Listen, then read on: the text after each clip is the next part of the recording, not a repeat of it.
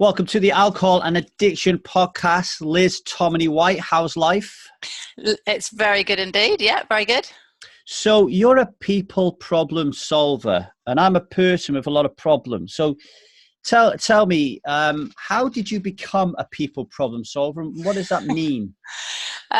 Life experience, I think. It just means that we're pretty much every problem's a people problem, right? You know, if there's a problem with a supplier or a problem with somebody in your team, or there's a performance problem or a problem with something at home, you know, unless it's something easy like the sink's broken, then it's usually a relationship problem. It's usually a people problem. So what I'm really good at is working out why people do what they do and what their intent really is. So the biggest mistake people make is to assume that other people think the way they do, and they don't at all. And so you think, well, why are they trying to make me feel like this? Well, they're not trying to make you feel like anything. That's just the outcome of what they're doing, which is something entirely different. So I'm really good at working out what they were trying to do in the first place, helping them do that so they can stop making the other person feel however they're feeling. So you said two things there. Why? So why are they doing it, and what's the intent? So Yeah. let's start with the why. So how do you even begin to ascertain the why behind a people problem? So I guess because I've solved so many people problems, it starts to have a bit of a formula to it. So say there's a problem at work where somebody's not performing, or they're in late, or you know there's some kind of issue there. Usually it's either because they've lost the desire to work in the place that they're working for, or that they've got something going on at home. And you can pretty quickly work out which is the case.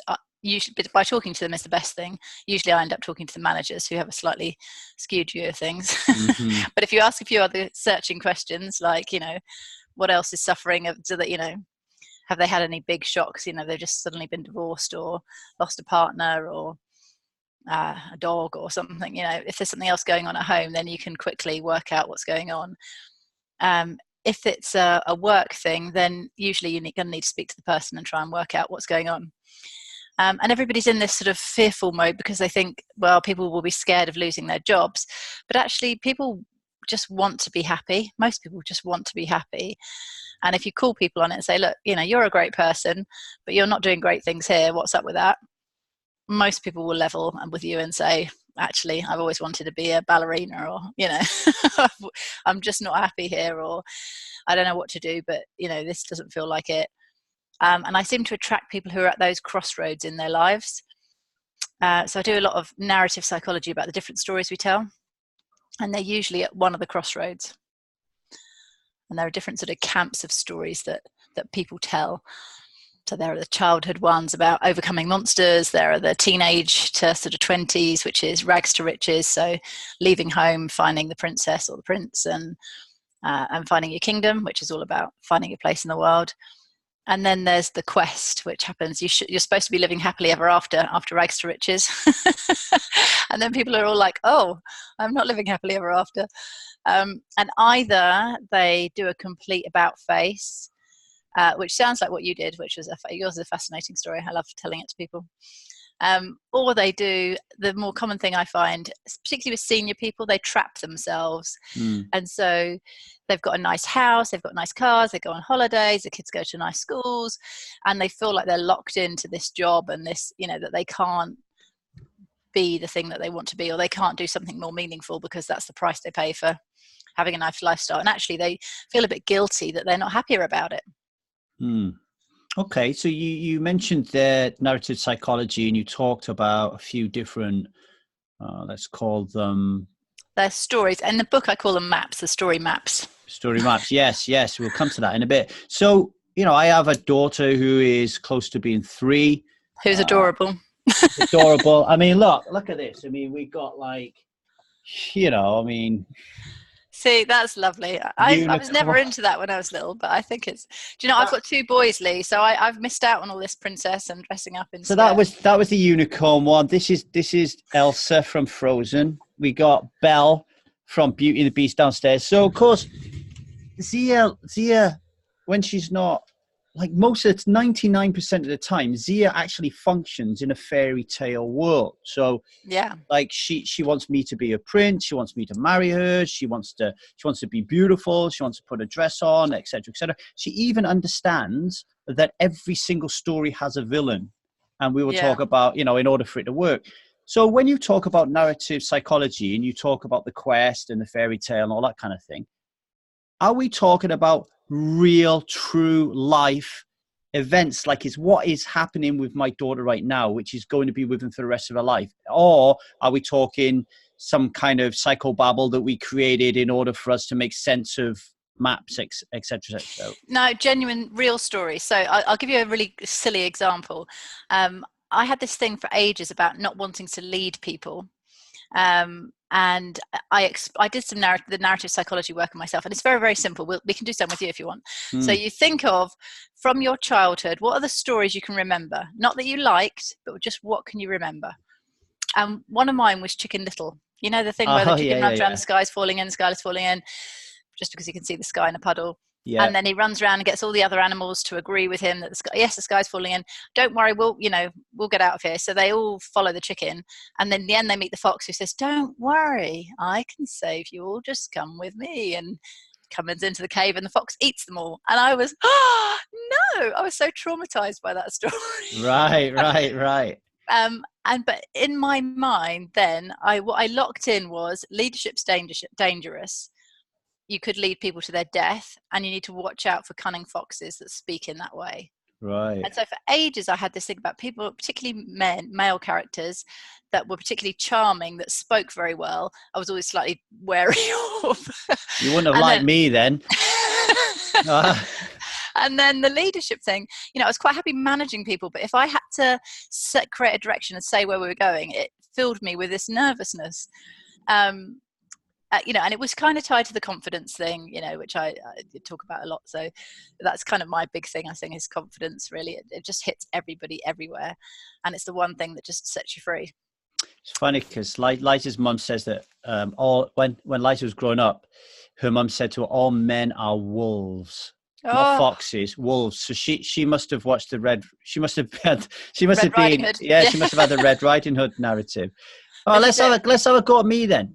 Yeah, go on then. So think of a childhood story. What's the first one that comes to mind?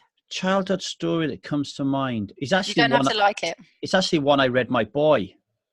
Does that matter? No, it's great. Whatever comes to mind. The Hobbit. Okay. And what do you remember about the Hobbit? What do I remember about the Hobbit was two people going on an incredible journey against all the odds. People who you would never ever perceive to be leaders in the world whatsoever, complete underdogs, and lots of flowery crap writing, which I only appreciate now. Excellent. Yeah, I tried to read The Hobbit several times as a girl, and I could never get into it. I don't mind the films now, but I still.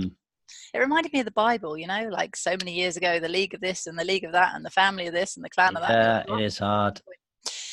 Right. So now I can cheat here a bit because I know a bit about your lifestyle, but I would say to you, does that resonate with your life, that there's this journey that you need to go on, and it's the most unlikely people? Not only does it resonate with me, as I was explaining it to you, cognizant of the fact that it was very similar to my journey. So I categorize myself. I have a story that I'm a northern working class gumbag who is no better than any other human being in the world, a little bit like the wildlings from the North of the Wall in Game of Thrones, and to get divorced and lose everything and become a writer, interviewer, help people quit alcohol is just insane. So yeah, I see myself as an underdog, and in a way it's good because like my journey has led me to where I am, but it's also limiting because it hasn't enabled me to go further. Okay, so I would then say, look at that story. So the story has the Hobbit, and he goes to lots of different lands, right? Which you've been to lots of different lands. So yeah. The parallels are incredible. It's amazing how this stuff works. So where is the Hobbit limited? What can the Hobbit not do? What can the Hobbit not do? Think of the other characters in the book. All right. So the Hobbit isn't magical. The Hobbit isn't strong in terms of physical strength. So he has allies to help him so he has Gandalf, which helps him with the magic. He doesn't know how to get to where he's going to. So Gandalf, he's kind of knows where he's going. And then he has the really handsome kind of guy who chops everybody up for him. He has allies. Why don't we make the handsome people the fighters? That's a worry, really. Brilliant. So therefore, it's telling you that there are certain things you think you can't do, but you're wired to believe that other people will do them with you, for you, collaborate with you. So you'll seek collaboration, and that's how you'll do the things that you currently see that you can't do, where you're limited.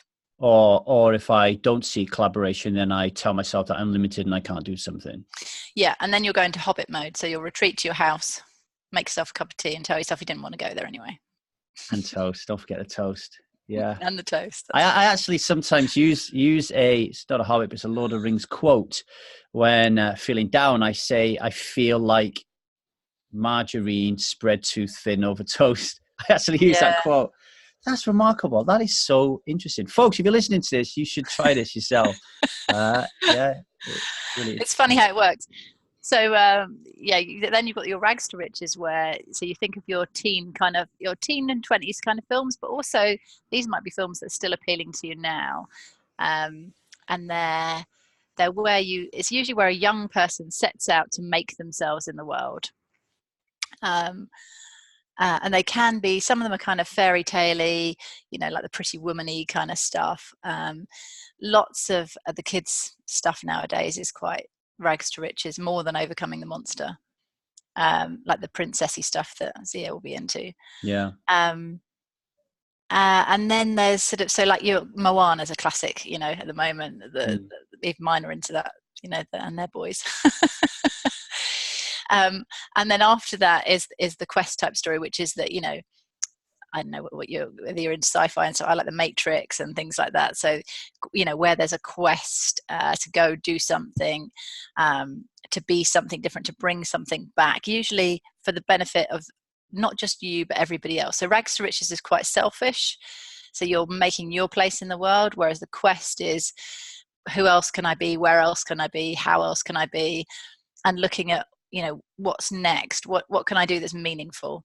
And that's, to be honest, where the bulk of my clients is on that cusp, that they should be living happily ever after, but they're not. There's a hole.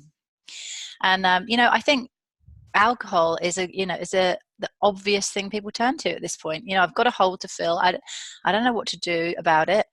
Alcohol really helps. And the reason alcohol helps is because it seems to cut off the future and the past, and you're just now. And actually in this moment right now, everything's okay. And I don't have to think about the fact that if I fast forward what I'm doing now into the future, I'm deeply unhappy. And so I'll just stay here in Groundhog Day. And it's like a reverse time machine. I always think of alcohol as. You don't travel anyway, just stay now. Which if you could just stay being mindful, then that would be cool. But it doesn't work like that. It becomes a way, an escape and a way out of thinking about it. It's like you're mindlessly in the now. You're not going anywhere. Yeah, that's a really good way of saying it. Yeah, you're mindlessly in the now. And I think before I used to, so if I was drinking, before I used to lose the plot, so before I used to black out or semi-black out, the past would come up a lot for me. So it would be, I would moan and groan, or it'd be an excuse for me to complain, or sometimes reminisce happily, but interesting. Yeah, but no, the Matrix is a big one for me, because of course at Strive we believe that alcoholism is an invisible, violent and dominant belief system. In a way, it's very similar to the Matrix, where Neo, before he's exposed to the Matrix, thinks the world works one way, and then it's revealed to him that it's not, and everything changes. And what we do at Strive is we reveal to people that actually alcohol doesn't provide you with any value. It's an illusion, and everyone's like, whoa, and everything changes for them, so I mean, I think the work on connections another big theme for me, along with confidence. And I think the stuff that the Portuguese government did I don't know how recent it is, to be honest.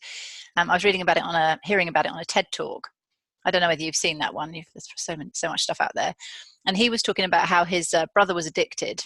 I'm not sure whether it was alcohol or cocaine or what he was addicted to. But anyway, he was addicted and he didn't know what to do. And he went on a bit of a quest trying to find out what to do. And meanwhile, it seems the Portuguese government had a similar quest going on, where it got to the point where 1% of the population was addicted to heroin. Have you heard that statistic?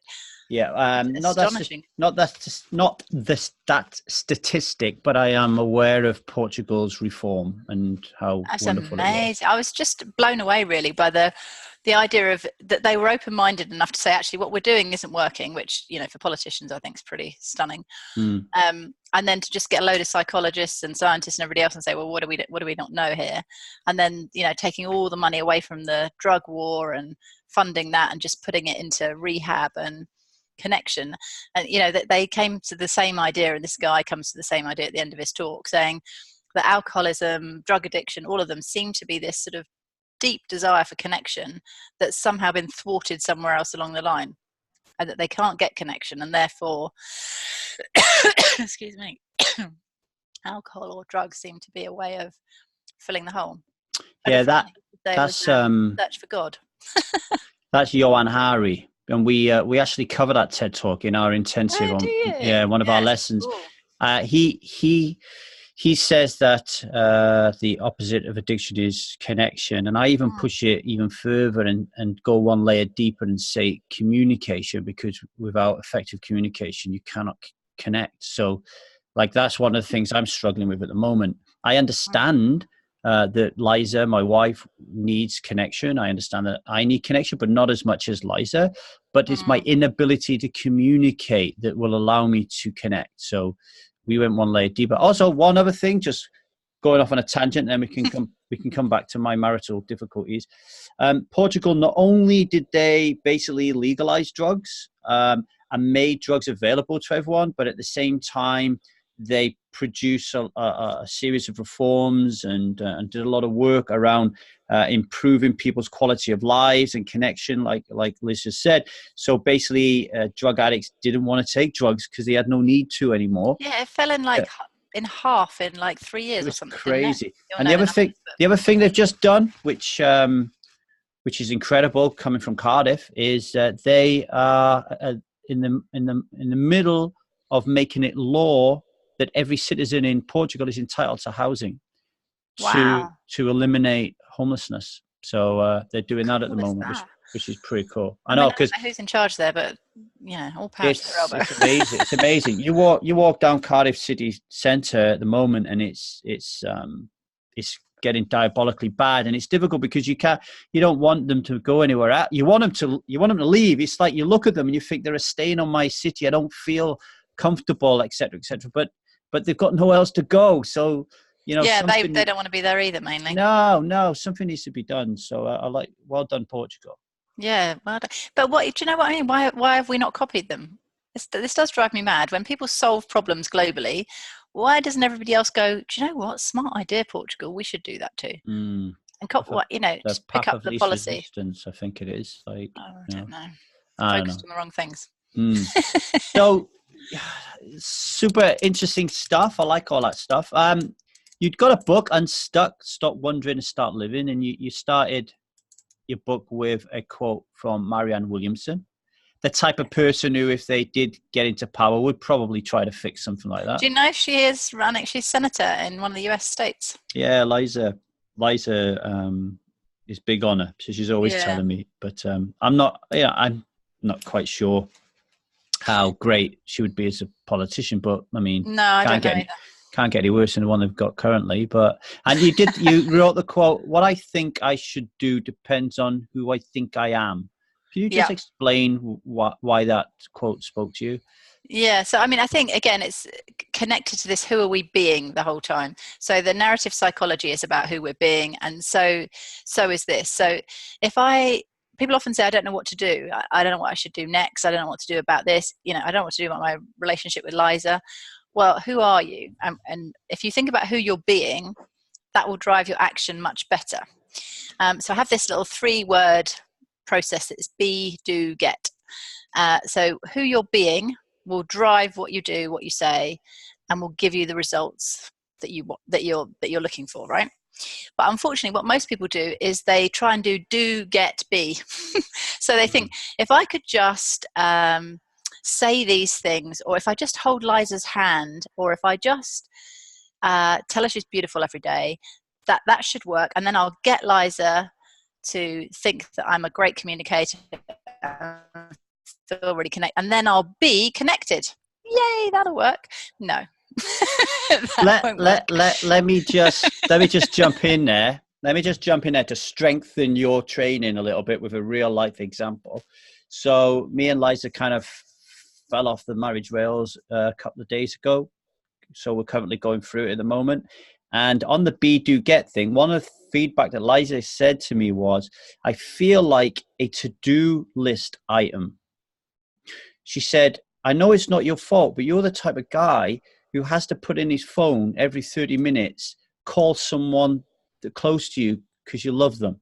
So your be, do, get, it's kind of like a sledgehammer smashing me in the face right now, because what I'm doing is I'm saying to myself, holy shit, like, I don't want to be alone. I don't want to upset everybody around me. I want to be a great husband. I want to be a great father. What do I need to do those things? I need to tell them I love them. I need to buy them stuff. I need to take them places. I need to clean the house. I need to clean the bedroom, etc., etc. What you're saying is I need to be. So let's focus on that a little bit. What do I need to be? Right. So with the B part of it is what you believe about yourself. What do you believe about other people? What do you believe about the world? And that causes you to do things.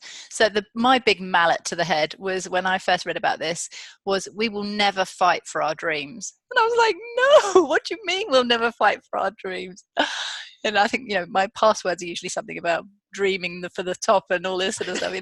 I'm big on dreaming. Don't tell me that. But we will fight to save our absolute base standards. So if you want to become something different, if you want to do different things, it's not about dreaming a bigger dream. It's about having better standards. Oh my gosh, that was such a smack in the head for me. So with this, and this is based on your beliefs. So if using your example, what does a great husband and a good father, what do they believe? What are they like? Okay, so right now I'm caught in limbo land. So I have my old beliefs and new beliefs that I'm trying to cultivate. So it might come across a bit all over the place. But from back in the day, I would say a good husband would be someone who takes care of you financially, someone who is strong, someone who has a good job, someone can give you everything that you want in life. Wow, sounding like a genie from a lamp to me. Someone who's a great dad. But now obviously I'm thinking that a good father, a good husband is someone that sees you, someone that hears you, someone that makes you feel like you're an important part of his life, that what you do and talk about and behave matters. What else would I say? Presence, listening. Okay, so you're going again into do mode. Oh, right. Okay. But so what do you believe? What do you believe as a good husband? What do you believe about your wife? Oh, what do I believe about my wife? I believe she's the greatest mother I've ever seen in my life. Yeah. I believe she's a pain in the ass. Just being honest.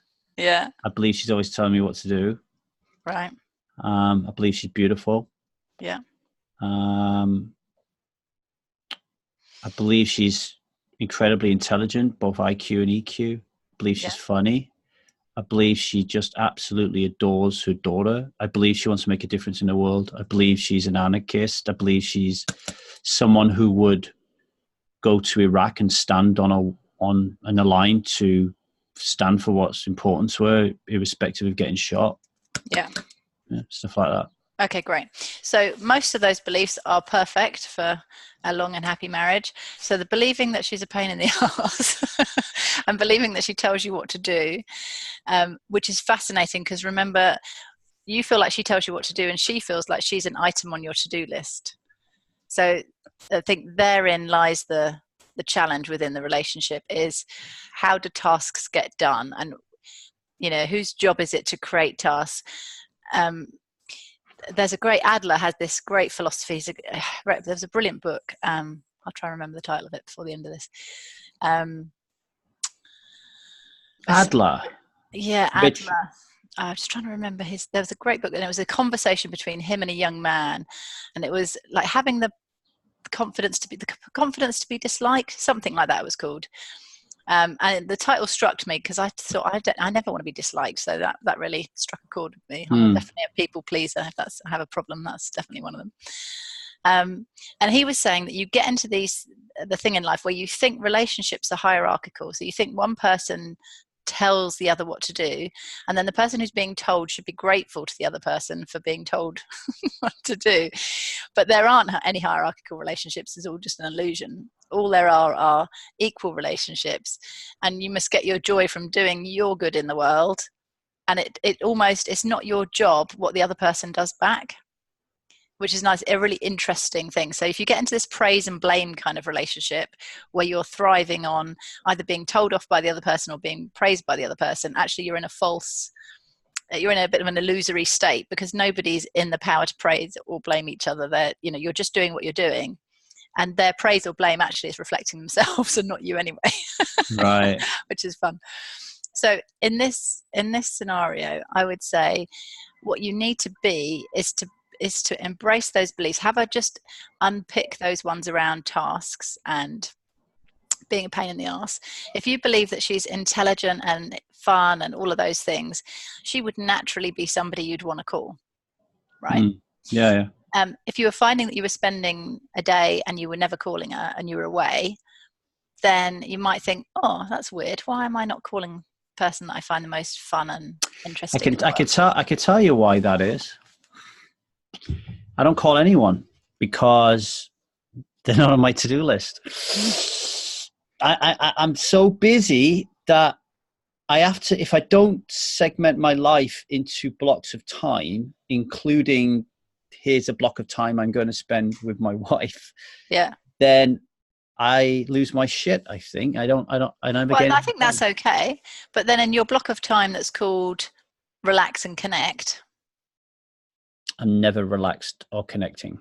Right. Okay. So there's your thing. So my diary, I'm with you, by the way, on this chunking time thing. So in my diary, I have sleep, and I also have relax and enjoy kids as a block of time that happens every day between about 6 and 8, when I cook them dinner and we watch a movie together, or we just sit and chat or whatever. But I'm not trying to get anything else done then. That's me and my kids' time. And now, with Vinny, I'm finding actually I need to find a way to get that into a way of making things happen and prioritizing that, so I get to spend nights on my own, and have some time there. So, we're all getting these challenges, but it's making it a priority. So if your belief is that the main thing that you want to be is a great husband and a great father, then, that's got to be a slot in your diary. Somebody once put the awful thing to me and said, so I can tell exactly what your priorities are. If you give me your bank account and your diary, I'll tell you what your priorities are. Yeah, that horrified me. I was like, no, please don't judge it from that. I think it's like I fill in this journal every day, right? And it's become clear to me over the last week, especially since I've been having these challenges, real marital challenges, is that I'm not the guy saying I need to make my family a priority. I'm the guy saying, if I don't make my family a priority, I ain't going to have a family. And I think they're two different things. And I struggle with this. So I think when I end up in family time, very often I'm thinking to myself, I'm doing family stuff, but I should be doing something else. I want to be doing something else, right? And I think that goes back to my youth. Whereas my mum and dad never really spent any time with me, so we never really had family time. So my quest to fill my time was never anything to do with my family. It was always like, is there football on that I can watch? Can I play with me mates? Can I play video game? Well, actually not play video. Can I find someone who's got a video game console that I can play with him, because we were poor?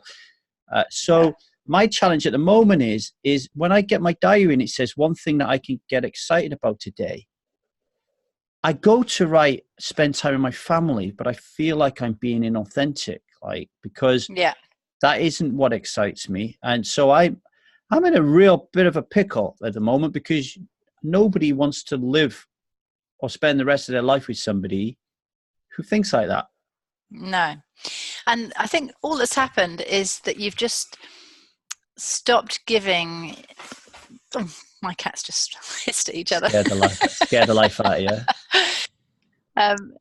You've just got into the trick of using your incredibly creative mind at work, and you haven't used it so much, with your wife and your daughter, because they're brilliant on their own. Your daughter's got a million princess dresses to wear. The kids have got so much entertainment now. They don't need us in the same way, really, that we needed attention when we were younger. And actually being bored is a good thing that you shouldn't deprive children of, I firmly think. And equally your wife, she's got her own business to develop. She's got, Zia to play with. She's got friends. She doesn't need you to entertain her. She wants you to want to. And this is the massive thing about everything I do, that you can't help people that don't want to be helped. So it's about wanting to. So when you met her in Vegas and you were so persistently chasing after her, you really wanted to then. And so you need to get hold of that feeling again of, I really want to get her attention. I really want to see her laugh. I really want to make her crazy about me. And think those, and that, who you're being is at the moment, you're being the busy, successful guy. Let's just call it the busy guy. Now, if you're not successful, that would suggest that you need to write your efforts. But I think you're busy and successful, so don't dumb that down. No, what you just said then, something that was like a bit of a light bulb for me, and I made a note of it. Was I'm incredibly good at being super duper creative with my daughter. So when it's Zia time, I'm very good at it. So I will get all the toys out. We will pick a story. We will choose all the characters, and I will get into that. I will devise games. I will dance with us. I'm great at that. But when it comes to Liza time, it will be, do you want to watch Stranger Things? Do you want to go? Like Liza's always saying to me, what the fuck do you always want to take me to the cinema for? I don't want to go to the cinema. Do you want to go to the cinema? Do you want to go out for a meal? Do you want to go to theatre? Whereas Liza, what does she want? She would want me to take her dancing. She would want me to create a music video for her. She would want me to say to her, let's just go in the sea and just splash around. Like she's very, let's go horse riding through the hill. Like it's nice. It's completely, and I'm not doing those things because I'm taking it for granted. It's like you said earlier on, we sleep, work, the kids, making dinner, and then Vinny, right? It's like my first marriage, I took my wife for granted, and she left me. And at the moment, I'm kind of like running that same risk because they're like an adult, and you just, and I had this kind of thing in my head, like, just fucking get on with it. Get on with life. Like, just what's the matter with you? So again, there'll be patterns running for you around, what's normal, what happens in, your archetypes, those sort of characters that you've seen from childhood. This is what happens in marriages. So, giving yourself a few different archetypes. So reading about marriages that have lasted for ages and, what keeps marriages fresh. One of the things that there's another great TED talk by a sex therapist. Oh, it's such a funny talk. And she's interviewed loads of people around the world and says, what keeps everything, fresh and alive kind of thing. And she came to the conclusion that surprise, so people, doing things differently, not seeing each other all the time, so being away actually was a helpful thing, and seeing the other person doing their thing. So seeing the other person at work or seeing their work was also a really good thing, because you're not a part of that. Yeah. And it's quite sexy to see them, in their element doing their thing. So that they were quite good pieces of advice as well. I think the biggest thing will be that you want to. Like, she wants, which is what everybody wants. She wants your attention. She wants you to want to be with her. And I think if you get back to that feeling, and having kids is the worst depressant of all of these feelings, I have to say, because there's these sparkly little creative things that can entrance you and take up your attention, and if you're not careful, it takes your attention away from the very person that you created them with. Massively. My mother's brother died yesterday, so oh, no. And we went out. I went out for a meal with my mum and my dad. It was like a belated Father's Day thing, and like I just said to you, we had no love. Love was not demonstrated in an affectionate way. So I'm writing in my journal yesterday, I have to spend time with my dad. I have to speak to him. I have to talk to him. I have to be there for my mum.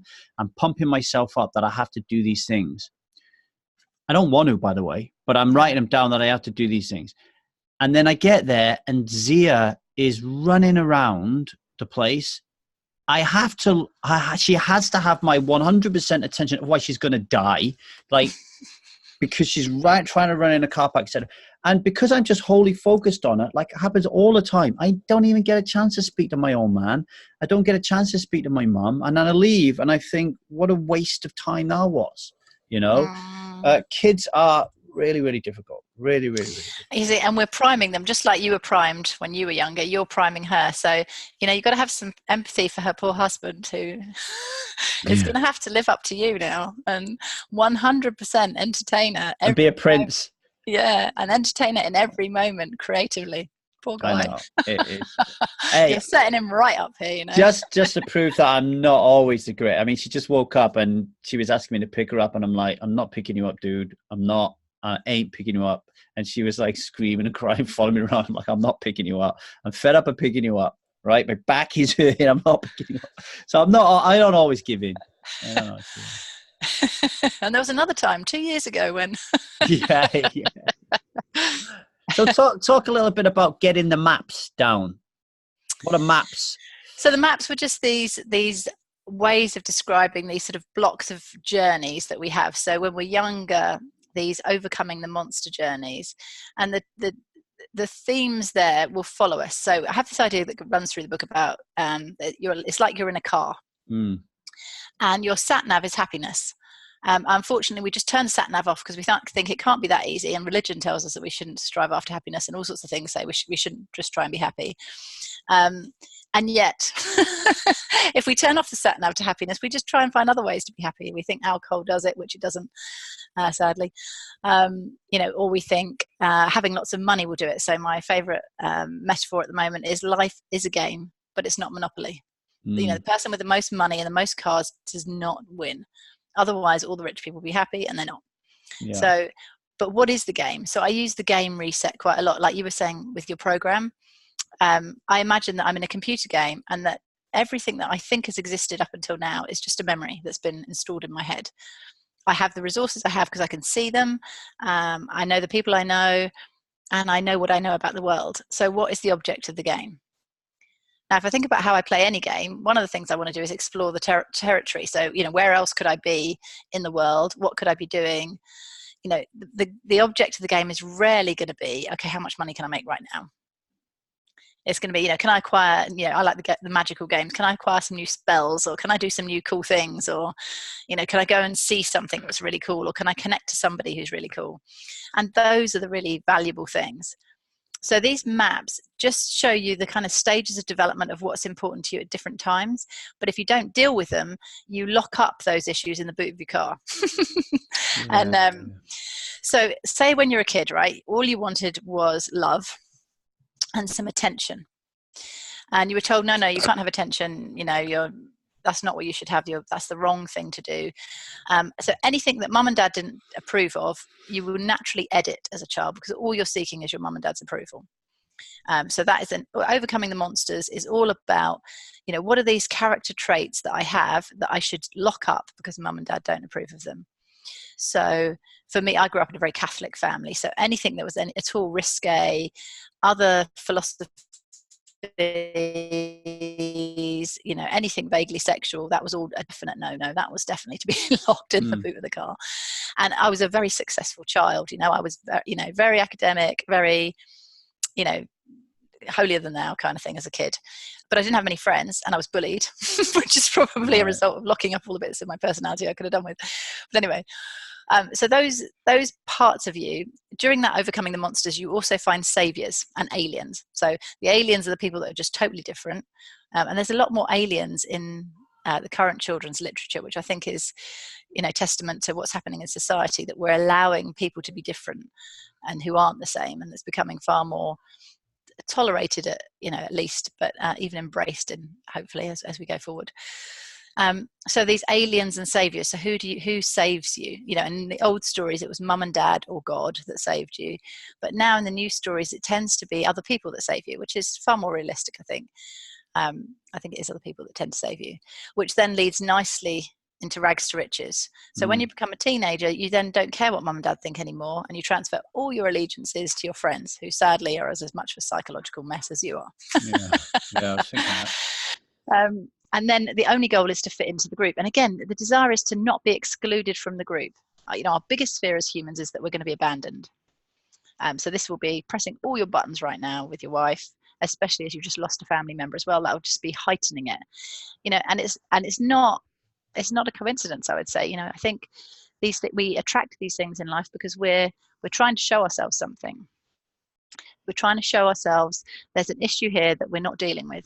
And, if we keep not dealing with it, we keep it locked in the boot of the car, then actually the universe just ups the ante until we pay attention. So I could go into another story that we could go off on a whole another tangent. Anyway, let me carry on with the maps. So the rags to riches map is that teenage to 20s map. So you go and you find your partner who's somebody who completes you in some way. And it's usually to do with the fact that, you grew up with one side of the brain and they grew up with the other side of the brain. So if you're logical, analytical, you'll find somebody who's musical, relationship, creative, fascinating, and likewise. And they can't believe the other person's interested in them because they value the thing they don't have. The thing that we have naturally, we don't value because we think everybody's got it, but they don't. Right. I thought for ages that, I was really good at encouraging people, and I thought that was such a lame skill. I thought everybody can encourage people, go, yay, go on. But actually, the older I got, I realized, no, actually, most people have got no idea what other people are like, never mind able to encourage them on their own terms, and suddenly realize, oh, actually, this is quite a useful skill. Yeah. So then after rags to riches, then we go on to the quest. And so at the end of rags to riches, generally, if you're going to have a family, you've got a family by now. You've got a career or your first career, and you're then starting to become dissatisfied with the whole thing, and you're onto a quest. So from what you're saying, I think you've done your first quest. Like, who else could you be? You found out you could be a writer. You can go around the world. You can meet fantastic women in Las Vegas and have a family, on a whole different level than you had a family before. And you've kind of got to the end of that journey, and you now again should be living happily ever after, and you're beating yourself up that you're not. It doesn't feel like enough. But it's not time to throw in the towel and say, well, let me just throw everything in this life away and I'm going to start a whole nother life, which you could do, which will seem tempting at times, I'm sure. Yeah. But the thing to do now is to find out what is the next quest? What is the unanswered question for you? So just like with The Hobbit, it was about discovering new worlds and, that whole journey. if we looked at the rags to riches stories and the quest stories that stand out to you, we're running, not got masses of time left, but if we did that next, that would be the next thing to say, okay, so what are the themes standing out here? And it might be that that you really want to make a difference, you know, this truth about alcohol and all this stuff that you're doing, you know, you really want to make a difference that's tangible somewhere. So if you could get your head around and your, you know, some numbers around that, you know, what are you trying to do here and what does that look like? And then in order to do that, you need your stable base, you need your family, because you need balance in your life, just like you need to keep physically working out as much as reading. You know, you need to spiritually connect as much as you emotionally connect to people who are alive right now, you know. And I think that will then, that neatly takes us back round again to Liza, and that's what she's looking for, is that connection, that feeling that when she's with you, all of you is there. Whereas at the moment when she's with you, probably 50% of you is on another task still. Yeah, definitely. Even to the point that I said to Liza, I wonder if I've got pre-Alzheimer's, because I forget things. The amount of times that Liza says to me, "I told you that," like it's just becoming ridiculous. I'm just, you know, we have fights over me saying, you didn't tell me that, you haven't told me that, and she says, I have. I just can't remember anything. Now I don't know if that is neurological or not. I'm not even going to try and find out. But I'm kind of not with it. I feel like I'm going through what Seth Godin calls the dip, which is something, again, we cover in our intensive experience at Truth About Alcohol. You know, it's like you stop drinking alcohol, you feel, woohoo, I'm Superman. I'm like, I'm there, I'm nailing it. This is really easy. And then all of a sudden you're like, oh, this is boring. Like, this is boring. Like, I don't feel like as good as I used to. Is this what life's going to be like? You go through that dip, right? Yeah. And I think the excitement of, wow, I don't have to be a railwayman for the rest of my life. Like, and then the unbelievable knowledge that, well, I don't have to go somewhere and sit there for 8 hours and then come home. Like, I can go to a coffee shop with my laptop and someone will pay me. Like that. Those things are like unbelievable. Traveling around the world, unbelievable. Meeting a new woman, unbelievable. Having a new kid, unbelievable. But now I'm in that dip. I'm kind of like, things aren't moving as fast as they should be, blah, blah, blah, blah, blah, blah, blah. What's going to happen? Too much uncertainty and getting a little bit lost. So how do you stay on it after the dip? How do you... I mean, part of it's not a question really. It's just a waffle. But part of it for me is like yesterday, Liza said to me, "How was your day?" And I said, "Really difficult. I had to write 4 articles for clients. I really didn't want to, and I just had to sit down and get through. I just had to sit down in front of the blank page, and I had to power through it. I had to stick some music on. I had to power through it. It was awful. I didn't like it. I didn't enjoy it, but I did. I look back, I did a 5,000 word article yesterday, which is a lot of words. That's a lot of words. It's a lot of words. And I've read it back and it's really good. And I feel great that I've done it, but I'm not in the process of it feeling great. Like I have to power through it. And that for me is a dip. Sometimes I write, it's rare. I feel absolutely fantastic, but and I think it's just balance, isn't it? So, you know, there's this thing that we can't know anything unless we experience the opposite of it. So, you know, you haven't been forced to go to work at 9 to 5 for years now. Yeah, like 8 years, yeah. You know, and if you pondered on that and reflected on that a little bit, and what did it feel like when you were doing that, and how was your life like then, and what spare time did you have, and who were you socializing with, and what were you doing in the evenings, and blah, blah, blah, and then compare it to now, that would give you a little bit of an improved lift of, you know, we forget how far we've come and how much we love what we've got. I was teaching a class on assertiveness the other day, on Tuesday, at a care home, and I was saying that the instant magic pill solution to everything is gratitude. Right. It's impossible to feel grateful and annoyed, or grateful and depressed, or grateful and scared. So no matter, or even in pain, actually, I've found lately, if you had pain, just get grateful about things and it sort of starts to fade away. It's good. I have started writing gratitude in my journal this morning. I wrote, I am grateful that Jude, my son, is here at the house and he was playing really nice with Zia. And I'm really grateful for Liza for giving me this time to play with Jude for taking care of Zia. So like there was some things today that were on my to-do list that I do with Zia on a weekly basis, and Liza took over that. But I always feel super guilty then. And that guilt is like really toxic in our relationship as well. And that's something that I'm actually going to be working with Vinny on. It's like the guilt side of things. Yeah, he's great. He'll help you out with that for sure. Let's just do 10 minutes, if you don't mind, before we shoot off. Have you got 10 minutes? Yeah, go for it. Okay, so Kim from Australia. It's my Australian accent. Kim. It's not your greatest skill. No, it's not. It's not really. Kim is, let's have another bash that a minute. Wait there. Throw another shrimp on the barbie. No, okay. Let's give that one up. So Kim is currently at the tail end of the taster, so the intensive. The intensive is split up into 3 different modules. The first module is truth. What's the truth about alcohol? The second module is awareness, raising our awareness of that truth. And the third is freedom. Now we're free of alcohol. What the hell do we do with our life? And that is where Kim is at the moment. Okay. Yeah. So Kim is doing an exercise at the moment, a little bit like your how to help people figure out what's next, where to go, right? So probably we could talk about be, do, get for Kim at the moment. So she just did a little exercise and she's like, I really don't know what my vocation is. I don't really know what I want to do. I think I might want to be a writer, right? Okay. So then I've said to her, well, if you think you want to be a writer, buy the masterclass that's out there. It's £170 a year. Watch Neil Gaiman's masterclass on writing. Just listen to him. It's not an interactive lesson. Just listen to it, see if it sinks you. And write every day and see if you like it. I want to be a writer. Writer's right. That's what I slap myself around the head with every day. See if you like it. But she's struggling like a lot of people struggle. Like, I don't know what I want to do. So what advice would you give? How would you work with someone like Kim?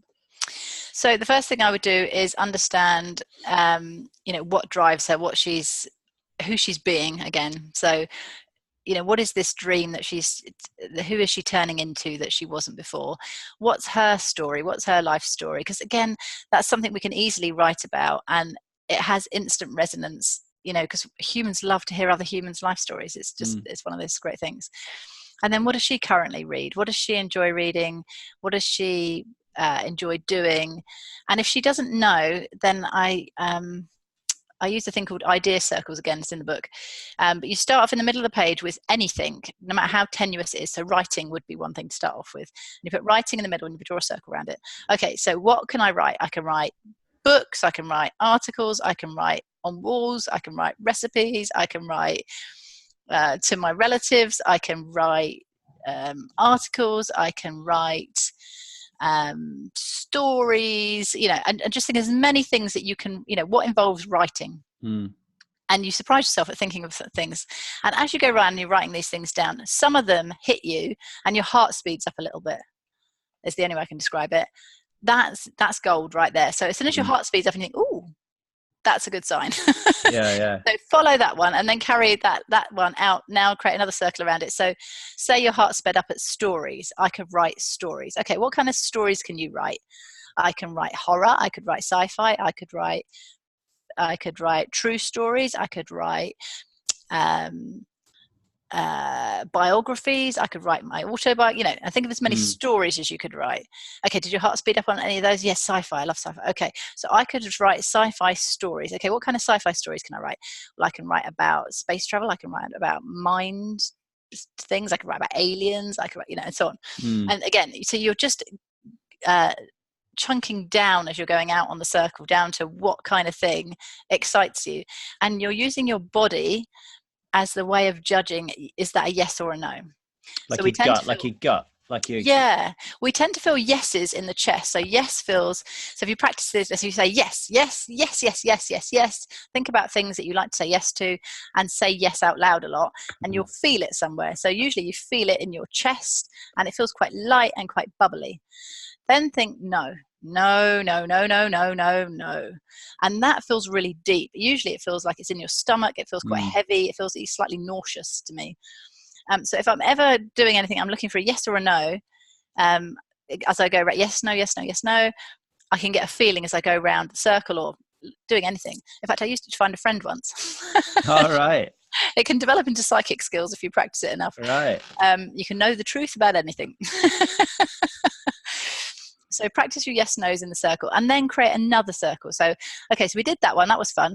Okay, what's another thing I like to do? What else do I like? I like food. Okay, food. I'm going to put food in the middle of the circle. So what can I do to do with food? Well, I could cook food. I could grow food. I could write recipes. I could take photos of it. I could throw it in someone's face. I could throw it in someone's face. I could do a Kim Basinger, Mickey Rourke moment. And so on.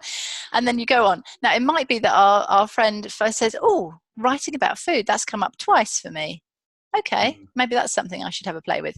And then the idea would be just have a go. Yeah. So what we do, and I am the biggest culprit of this, I love options. And whilst I've got a million options, then I'm quite happy to do nothing. Yeah. Because this is the sad truth about solving problems, is people don't actually want you to solve them. They just want to know that they could solve them. Very, very irritating. Like that. Yeah.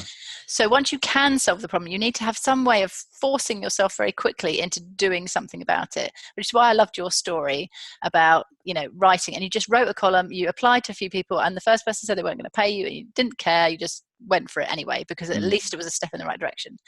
And that is that momentum that you need right in the beginning, that what can I do? What can I just do now, right now?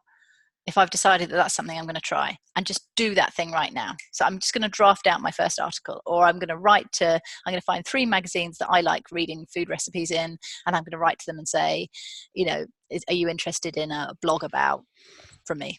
Whatever. Or how do you hire writers, or I don't know, anything. I think momentum is absolute key. I mean, everybody listening to this, you have to remember that I'm just a guy who decided to give up drinking around 2008, whenever it was. And then I said to myself, I need to help everybody else do the same. And then I said to myself, how am I going to do that? And then I said, well, the way I did it, I'll copy it for everybody else. And one of the ways I did it was, as soon as I quit drinking, what did I do? I quit my job. Then my wife quit me, which is a similar type of thing. And then I had to create a new job, right? Out of nothing. So I had momentum, like huge momentum. And I really believe, Kim, if you're listening to this, I know you are, that we talk about white space in Strive. For me, white space isn't, I took my dog for a walk today, I cleaned the stables out, I read a book, I watched a TV show, right? That is not white space, filling white space. It is, but it's not what I'm on about and why I like to teach it.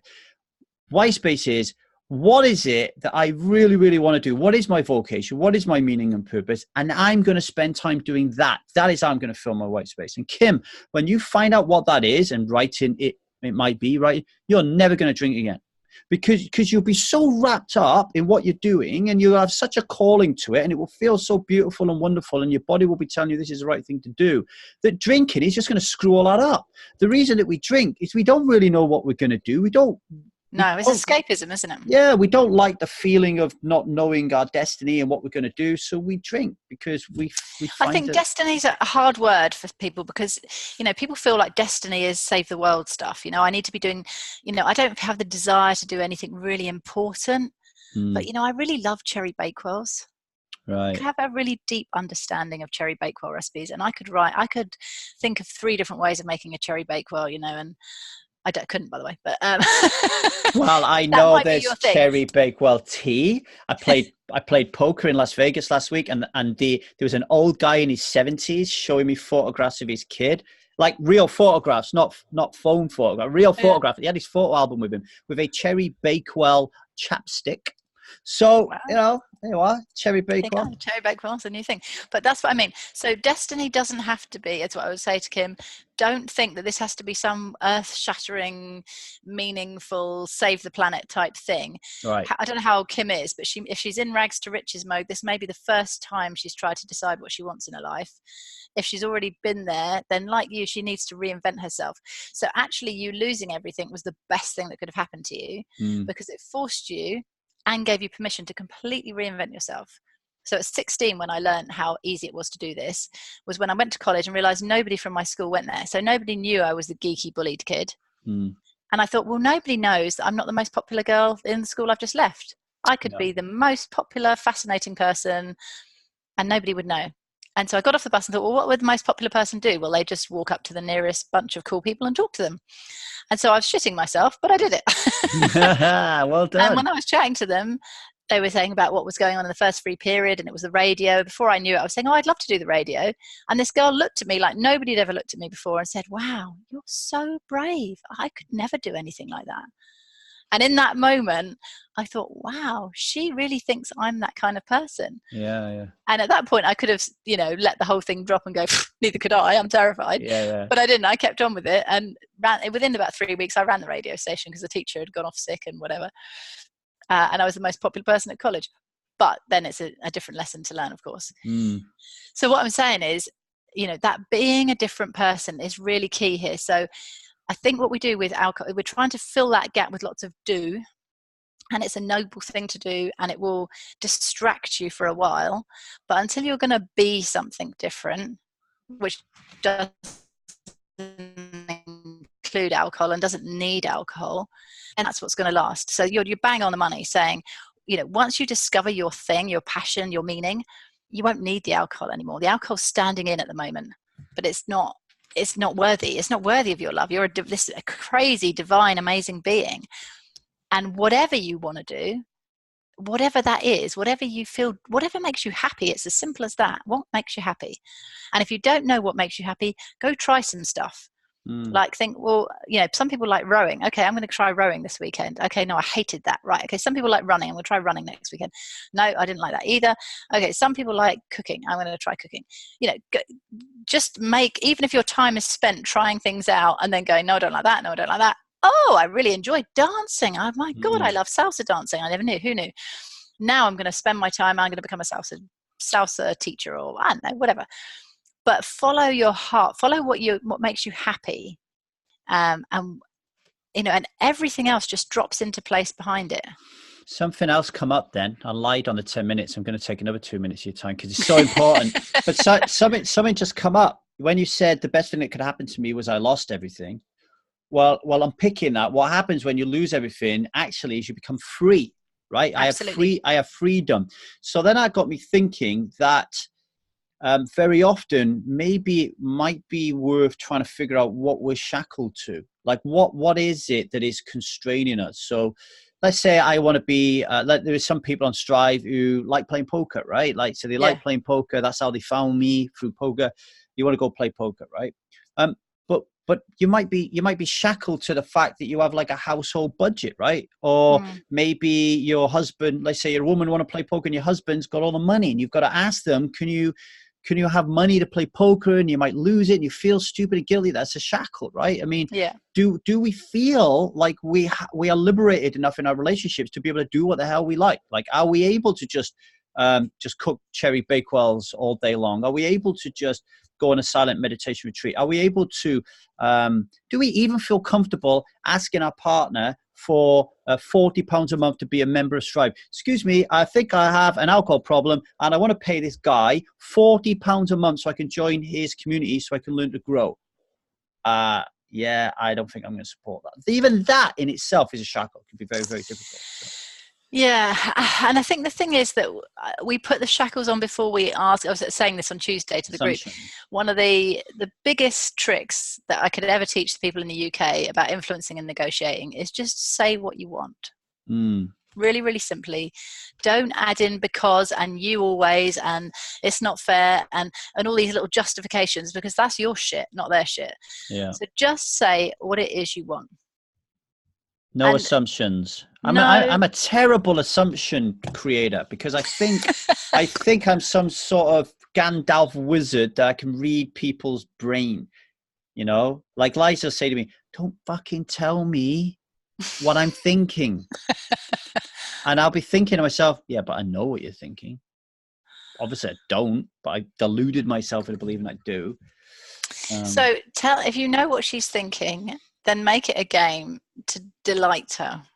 How can you? So if she's thinking what she wants and it's horse riding, over the sunset, then suggest it. Well, let me end on this note.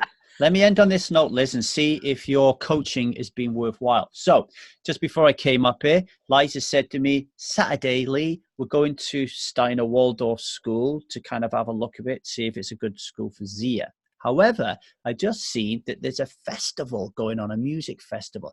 Should we go to the music festival or should we go to Steiner? So I said, in typical Lee fashion, I don't know, you make a decision. I don't care either way. So then she goes and buys the festival tickets. Then she says to me, I bought the festival tickets, but I'm beginning to wonder whether I should have done it or not. To which I said, well, we haven't got any money, so why did you buy the festival tickets anyway in the first place? Oh. To which Liza says to me, why didn't you tell me that when I asked you? To which I said, well, I don't have to tell you those things. You should know that anyway. So then I clicked into it and said, the reason I didn't say anything is because I felt really guilty, because I want to be the best husband. I want you to really enjoy life, and I don't want to put barriers down in front of you. However, since talking to you, I've just said to myself, what we should do on Saturday is go to Steiner, look around the school, because that's super important for Liza. I know it is, so I need to make it super important for me as well, to show that I really care, and I do care, and I am interested in my daughter's education.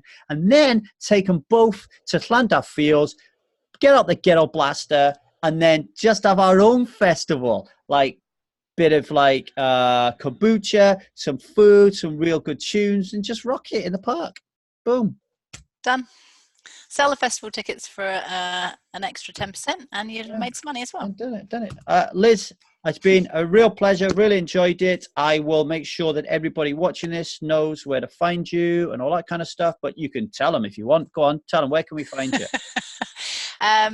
I'm at liztimoneyconsulting.com. You can find me on LinkedIn, is where I'm hang out most of the time with my little gang of worky people, because that's my big love. Or email me, liz@liztimoneyconsulting.com. Awesome stuff, Liz. It's been fantastic. Thank you. I know I kept you a little bit longer than that's normal. Fine. And have a lovely weekend with Lisa and Zia. And you. Take care. Take care. Bye.